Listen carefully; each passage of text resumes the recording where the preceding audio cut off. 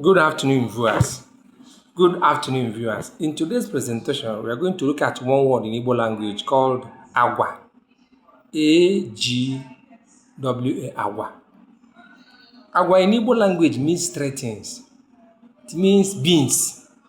It means color. It means character. It also means behavior. It means beans, it means color, it means character and behavior. Aga m ajụ ajụjụ. Zakwazi ajụjụ ha njụ. Bụ na mmadụ jụọ gị, what is the color of your house? What is the color of your house? Ọsịsa ya, kedu agwa ụlọ gị na-acha?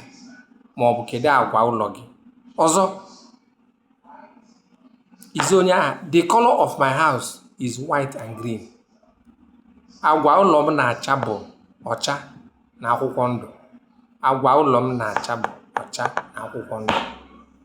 Ihe a bụ ihe anyị ga-amụ n'ehihie anụnwa na agwa n'Igbo language pụtara means color, character, behavior and beans. Ndewonu, daalụnụ, ehihie ọma, ka ụbọchị taata maala anyị niile mma.